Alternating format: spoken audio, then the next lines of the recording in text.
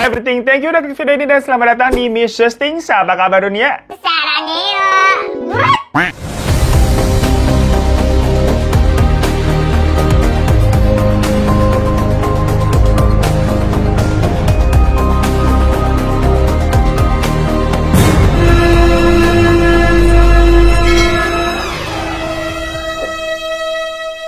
Assalamualaikum wajikan. Walaupun tadi kita di openingnya pakai kata-kata sarangnya begitu ya, tapi di sini kita tidak mau membahas kasus tentang Korea-Koreaan kok. Malahan ini kita mau ngebahasnya kasus asli dari negara plus 62, gengs. Tapi pelaku di sini nggak tahu ya, asli apa palsu nih, maksudnya cewek atau cewek.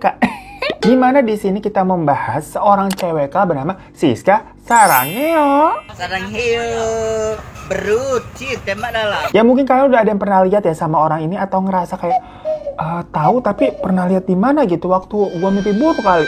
Enggak dong. Ya tapi wajar aja abisnya. Kalau misalkan kalian ngerasa cukup familiar dengan si Siska Saranghae ini nih. Soalnya dia bisa dibilang semacam selebgram lokal asal Lubuk Linggau, Sumatera Selatan. Jadi beberapa orang nih mungkin kenal atau ya minimal pernah lihat tuh di beranda FYP kalian.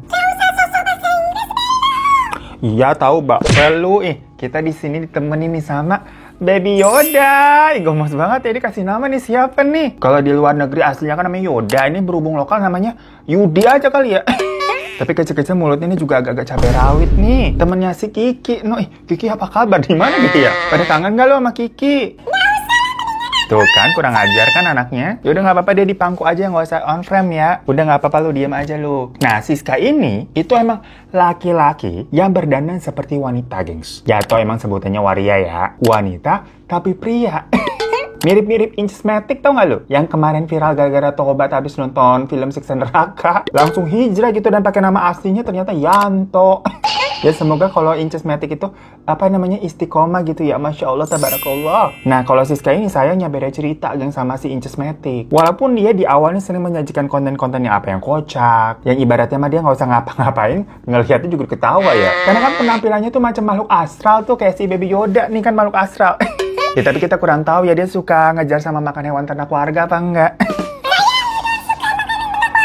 Ya udah diam loh, berisik. Kan kita lagi ngomong nih. Entar ngomongnya ya lu ya. Ya maksudnya modelan begini. Itu kan sekarang banyak yang kelihatannya beberapa ya cewek banget gitu. Anggun, flawless. Sampai kita suka kegocek nih. Ini wanita beneran apa wanted? Alias wanita.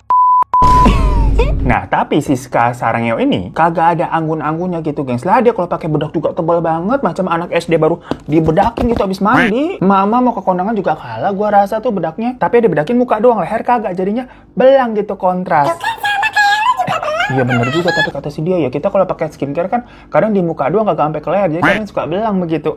Ntar kita dikira Siska. Lu kalau ngomong suka bener lu. Pokoknya dia kalau dandan itu langsung menyita perhatian deh pasti dah. Semua mata tertuju padanya. Bukan terpesona tapi lebih ke takut bu, Agus takut. Dimana ternyata memang diketahui Siska ini tuh suka mangkal di pinggir jalan. Tapi itu kalau malam. Ntar nih kalau udah pagi menjelang, pokoknya kalau ada matahari tuh dari pagi sampai siang dia kerjanya di Pasar Impres. Jadi kuli panggul, gengs. Dan namanya berubah juga jadi Aprianto. Jelas strong juga kan berarti si Siska nih ya. Pekerja keras dia. 11-12 juga kan berarti sama Incismatic. Yang tadi nama aslinya kalau Incismatic kan Yanto. Nah kalau Siska ini berarti Aprianto. Yanto sama Aprianto. Saudara apa gimana begitu? Jadi kalau malam dia lemah gemulai gitu ya, macam tulang lunak namanya Siska. Tapi kalau siang langsung mode laki. Maco banget namanya jadi Aprianto. Definisi ini yang saya aslinya mah 2 orang.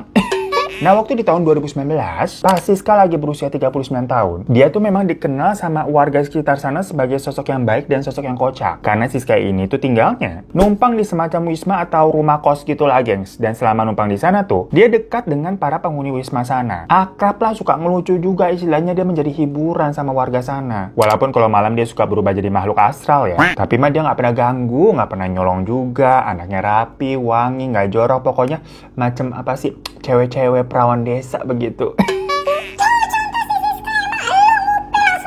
Lu sekali lagi ngomong kita buang lu. Ini lu perdana lu di sini lu, jaga omongan lu. Bahkan nih ya, kalau tiba-tiba misalkan turun hujan, dia suka gercep tuh ngangkatin jemuran para penghuni wisma lainnya, biar nggak basah itu pada jemurannya. Jadi bisa dibilang sebenarnya apa ya? Dia tuh sadar diri. Udah dikasih tumpangan gratis kan, nginep di situ gratis. Jadi feedbacknya dia bantu-bantu lah nggak bikin gaduh di wisma. Makanya sama penghuni wisma sana juga tetap disambut. Ya udah dia penghuni gratis di situ tanpa Siska ini dihakimi atas pilihan hidupnya. Nah, suatu hari tepatnya dari Kamis tanggal 22 Agustus 2019 sekitar pukul 8 pagi. Siska ini ceritanya pas-pasan sama warga sekitar sana yang bernama Muhammad Effendi yang berusia 58 tahun. Nah, Muhammad Effendi ini memang keturunan Tionghoa, ya makanya di sana dia lebih sering dipanggil dengan sebutan Ipung. Dimana Ipung ini tuh merupakan pemilik salon hair dan beauty gitulah. Jatuhnya sebenarnya Ipung ini ya kenal temenan juga sama Siska yang namanya salon sama si Siska begitu ya, pasti deket. Tapi hari itu banyak menurut saksi mata nih. Entah kenapa si Ipung ini kayak ngajak Siska ribut secara tiba-tiba gitu loh, gengs. Jadi Siska ini dikatain so cantik lah, belagu lah, sampai semua omongan kebun binatang itu keluar semua dari Ipung. Salah satunya si Siska dikatain beruk sama kambing, gengs. Buat yang bingung, emang ada orang yang ngatain kayak kambing lu? Itu kan kayak gak lazim ya. Beruk juga sih kayak beruk lu. Kesian yang ada itu Dufan. Lah maksudnya kan beruk. Ya mungkin dengan kata lain maksudnya si Siska dikatain monyet kali ya. Yang monyet kan saudara nama beruk. Dan kambing itu sebenarnya adalah singkatan ternyata, gengs. Alias kampang, babi, sama anjing. Nah, kata kampang sendiri, itu katanya si umpatan kasar versi sana. Yang setara kayak, maaf ya nih ada anak kecil, ditutup dulu kupingnya. Jancuk di Surabaya. Buat teman-teman Sumatera, boleh komen di bawah yang ngerti ya. Nah, karena dibilang begitu, Siska kepancing lo dikatain, gak terima dia. Cuma di situ Siska nggak ngebalas ngatain Ipung juga. Siska bilangnya kayak, tunggu kau ya nanti malam. Cuma Ipung ini digeletak sama Siska yang dianggap apa ya, Siska kan tulang lunak. Nah, Ipung ini nggak ada takut-takutnya. Dia malah ketawa dan jalan santai aja gitu berlalu. Sementara Siska itu ternyata beneran sakit hati. Karena pada saat itu situasinya lagi banyak orang, jadi banyak yang dengar Siska ini dikatain. Makanya banyak saksinya juga. Nah, siangnya sekitar jam 2-an, Siska mendatangi dua teman yang bernama Randy sama Dedi. Dimana kerjaan dua temannya itu biasanya ngamen di jalan tuh. Nah, di situ tahu-tahu si Siska ngasih duit 1 juta rupiah ke mereka berdua nih sambil bilang, ini sih kok bagi duo, tapi nanti malam kalian harus ikut aku nak bunuh si Ipung. Jadi ternyata ya uang itu dikasih Siska buat dua orang ini tuh ngebantu dia menghabisi Ipung, geng. Ya mungkin buat Randy sama Dedi ini uang 1 juta tuh lumayan besar ya, walaupun si kok bagi duo, alias satu tuh dibagi dua berarti 500.000. Jadilah mereka berdua ini gelap mata, diambil tuh duitnya, dibilang oke deal. Malamnya beneran tuh mereka bertiga janjian ketemuan di Jalan Yosudarso, Kelurahan Tabajamek, Kecamatan Lubuk Linggau, Timur 1. Pokoknya itu lokasi memang di sekitaran salonnya si Ipung. Dan waktu mereka melihat, Ipung memang lagi duduk-duduk tuh di depan teras salonnya. Dan situasinya masih banyak orang lalu lalang ya. Jadi mereka mikir ini nggak memungkinkan situasinya. Makanya si Siska bilang, kita melipir dulu aja lah ke daerah Patok Besi. Mabok dulu kita. Jadilah dari sana mereka beli anggur merah Malaga yang memang ditraktir sama Siska. Langsung mabok. Sikop bagi dua. Pas diskotik di kota-kota begitu ya. Lu jangan diskotik kan lu. Mabok nggak terasa sampai jam 1 pagi, gengs. Mereka sempoyongan tuh dan balik ke daerah tadi, daerah salonnya Ipung. Dan dilihat jalanan udah sepi lah jam 1. Salonnya Ipung juga pasti udah kagak ada karyawan, udah pada pulang. Siapa juga yang mau nyalon jam 1, Mbak Kunti? Nggak usah ngomong gituan di sini ya. Akhirnya masuklah tuh Siska sama Randy ke dalam salonnya yang memang Ipung tinggal di dalam sana juga. Mereka menyelinap lewat rolling door depan, sementara si Dedi masuknya lewat pintu belakang. Ya emang udah bakat maling atau gimana kali ya. Mereka bisa-bisaan aja tuh pada masuk, padahal ini tuh dalam keadaan terkunci. Pintunya dibobol nih tanpa ketahuan si pemilik rumah, alias Ipung yang pada saat itu memang sedang tertidur nyenyak. Ya biar saset-saset juga ya tanpa berlama-lama. Para trio mabuk ini pun beraksi. Si Dedi nih ngebekap Ipung pakai sapu tangan yang kayak udah diberi obat bius sejenis cyanida katanya di berita, gengs. Supaya Ipung ini kehilangan kesadaran dan gak ada perlawanan. Terus Siska sama Randy itu bagian ngiket tangan sama kakinya Ipung. Abis gitu mereka seret tuh Ipung keluar kamar. Di situ Dedi mukul kepala Ipung pakai batu gede beberapa kali. Abis itu leher sama dadanya ditusuk tuh pakai pisau. Setelah udah jelas Ipung ini gak selamat ya, Siska yang mungkin belum puas belum melakukan pakai tangannya sendiri, ngambil batu yang tadi dipakai Dedi buat dipukul lagi ke kepalanya Ipung sampai remuk, sampai ngetrot kemana-mana.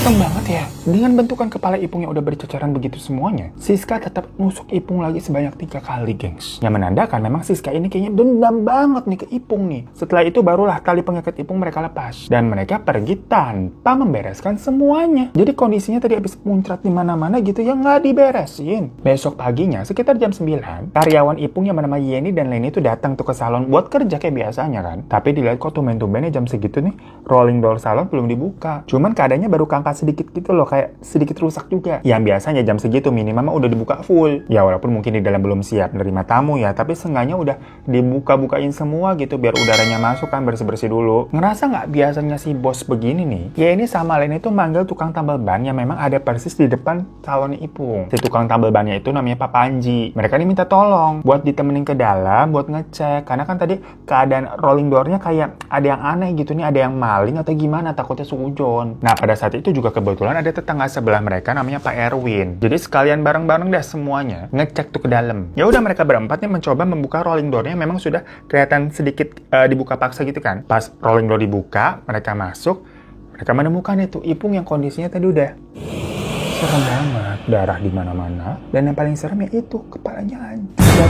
Mungkin pada histeris lah ngeliat begitu. Setelah mengetahui kondisi Ipung nih, warga langsung melaporkan kejadian tersebut ke kepolisian setempat, dan beritanya langsung heboh tuh satu lubuk linggau. Polisi juga buru-buru tuh ke TKP, dan setelah salon sama rumahnya Ipung digeledah, nggak ada satupun barang yang hilang. Soalnya HP-nya Ipung yang ada di kamar masih ada, terus ada juga uang dengan total 13 juta rupiah. Itu juga masih tersimpan rapi di rumah. Makanya kuat dugaannya kalau ini tuh bukan kasus perampokan. Dari situ, Ipung kemudian dibawa ke rumah sakit Dr. Sobirin, gengs. Dari hasil visum rumah sakit itu diketahui kalau Ipung ini mengalami luka pecah di kepala yang diduga kuat memang dipukul oleh benda tumpul, serta 2 luka tusuk di bagian leher kanan dan kiri, sama 5 tusukan di bagian dada dan di bagian perut. Total pokoknya ada 9 luka, gengs. Setelah selesai diotopsi, Ipung dikembalikan ke keluarga nih dan dimakamkan di Muara Rupit, Kabupaten Musirawas Utara atau Muratara, yang memang itu merupakan tempat pemakaman keluarganya. Sementara di tempat lain, foto-foto Ipung waktu di TKP itu menyebar di satu grup WhatsApp orang-orang, gengs. Ya biasa, kalau ada hal-hal begini kan emang kayak suka disebar-sebarin gitu ya fotonya. Gue juga nggak ngerti kenapa, soalnya kan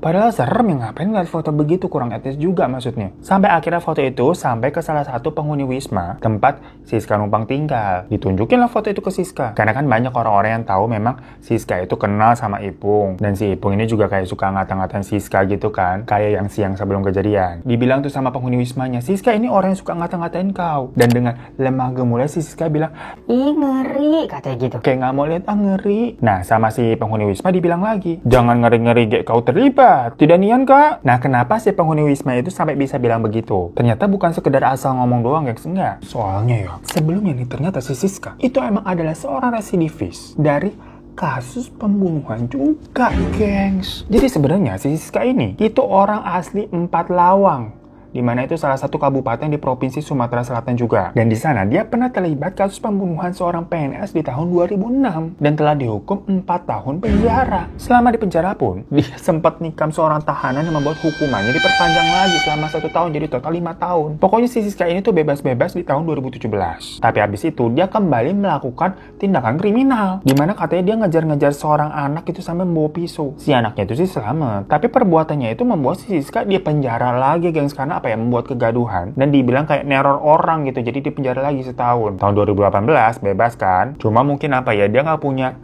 tujuan arah hidup, belum dapat hidayah atau buat tobat kali. Dulu katanya dia tuh punya istri sama 4 orang anak padahal, gengs. Kaget kan lu? Tapi istrinya memang sudah meninggal. Dan semenjak dia di penjara, anak-anaknya itu tinggal di desa sama orang tuanya. Dan mungkin Siska apa ya, nggak tahu, udah nggak punya muka lagi, malu gitu ketemu anak-anaknya, atau emang nggak mau ketemu ya, kita juga kurang paham. Namun mind blowing sekali ini backgroundnya si Siska ternyata ya. Gemulai-gemulai begitu punya 4 orang anak, coba. Tokcar juga berarti bisa tuh begini nih.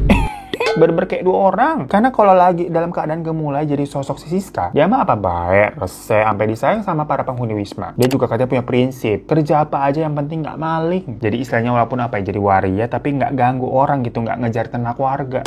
Ya tapi tadi dia ngejar anak pakai pisau sampai di penjara setahun, gimana sih? Ya tapi mungkin itu lagi jadi mode Aprianto kali ya, langsung jadi laki yang gitu kan, takut. Habisnya kalau laki udah keluar bisa sampai ngabisin nyawa orang. Ya sebenarnya katanya orang-orang sekitar pun udah tahu kalau dia ini adalah residivis. Makanya salah satu penghuni tadi itu sampai berani ngomong kayak tadi, ngeri-ngeri doang, tapi lu nggak ikut terlibat kan, maksudnya gitu ya. Kayak udahlah, tobat sekarang di sini jalani kehidupan yang benar. Namun ternyata, ya emang si Siska pelakunya. Nah, selama beberapa hari setelah kejadian itu, dikala polisi masih terus menyelidiki kasus si Pung itu siapa nih pelakunya, Siska ya kembali menjalani kehidupannya seperti biasa. Kayak nggak terjadi apa-apa. Dia bahkan sempat-sempatnya bikin konten tutorial make up ala Siska Lingau. Padahal kan jatuhnya dia pelaku yang lagi dicari sama polisi ya. Nah, malam harinya di tanggal 26 Agustus 2019, Siska ini menyempatkan diri untuk datang ke hajatan pernikahan warga sana. Bahkan dia ikut bergoyang. Sampai sekitar jam 10 malam, ketika si Siska bergoyang begitu ya, tiba-tiba polisi datang untuk meringkusnya, gengsi. Ya, orang-orang pada geger. Setelah ditangkap tuh besok-besoknya dilakukan rekonstruksi kejadian. Dengan status di sini si Siska sudah ditetapkan sebagai tersangka ya, sementara Dedi sama Randy itu statusnya masih DPO, daftar pencarian orang, karena mereka berdua emang kabur. Nah, saat rekonstruksi berakhir, Siska tuh kan sempat mau diwawancarai sama wartawan ya. Walaupun tangannya diborgol nih, si Siska masih bisa nyapa para wartawan tuh dengan wajah sumringah dan penuh senyuman. Bahkan dia masih sempat-sempatnya ngeluarin jargon andalannya pakai lambang tangan Sarangeo. Jadi sebenarnya gengs ya, ada indikasi kalau jangan-jangan memang Siska ini tuh the real psikopat loh. Karena tidak ada raut penyesalan sama sekali dan malah merasa senang karena mendapatkan spotlight tuh diliput sana sini. Yang gini-gini lah yang sebenarnya berbahaya dan serem banget. Dan beberapa liputan yang memang gue lihat tuh yang memang memberitakan mengenai keadaan Siska di dalam penjara. Siska di sana memang terlihat udah seperti laki-laki karena ya jadi napi yang nggak bisa dandan aslinya laki-laki. Di tempat ini juga bisa laki-laki. Tapi dia masih sempat-sempatnya gitu kalau diwawancara semacam kayak nyapa fansnya, dia bilang dia baik-baik aja dan katanya dia mau jadi orang baik. Kayak gimana ceritanya jadi berasa beneran artis TikTok begitu ya. Tapi ini dia habis bunuh orang loh pada kasusnya. Ya kalau ada influencer begini sampai di follow dan diikuti sama pengikutnya mah kacau dunia. Karena perbuatannya itu dinilai ya tadi Siska tuh berbahaya sebenarnya gengs. Pengadilan Negeri Lubuk Linggau akhirnya juga menjatuhkan kurungan penjara seumur hidup karena Siska ini telah terbukti melakukan tindakan pembunuhannya itu berencana ya. Ya kan dari siang terus mantau segala macam dia. Dan dikatakan juga memang yang memberatkan hukumannya itu karena ya satu, korban telah meninggal. Dan selanjutnya adalah terdakwa sudah 4 kali ini melakukan tindak pidana ya udah pada di penjara sebelumnya tapi nggak tobat-tobat begitu. Habis itu dia juga tidak ada niatan melakukan perdamaian dengan keluarga korban. Jadi gimana kalian? Lebih takut ketemu sama hantu-hantu yang ada di teman cerita atau ketemu sama Siska Sarangeo? So gengs, itu sebuah kasus misting dari dalam negeri yang mana di sini ada seorang psikopat, tapi dia tuh membalut dirinya dengan gaya yang lucu dengan topeng menghibur di sosial media dengan jargonnya tadi tuh Sarangeo, brut, kita nggak bisa tangannya begitu jorok ya. Tapi kalau dia kembali ke settingan pabriknya sebagai Aprianto, boro-boro Sarangeo-nya jadi berat alias baco-baco orang. Ini kalau dibikin film thriller sih serem sih, kayak ada dua sisi seseorang berbeda banget gitu gengs. Yang mana di sini berarti apa ya, orang kalau di sosial media itu tuh yang kita tahu hanya luarannya saja, tapi dalamnya mah Allahualam ya. Makanya kalian nih jangan terlalu nelan bulut-bulut dan percaya apa yang dilihat di dunia maya. Setan sekarang mah covernya pada baik-baik. Dan thank you ya semuanya ya. Maaf kalau ada salah-salah kata. Dan sampai jumpa lagi di Mr. Sing selanjutnya. Dari dulu. Dadah. Assalamualaikum.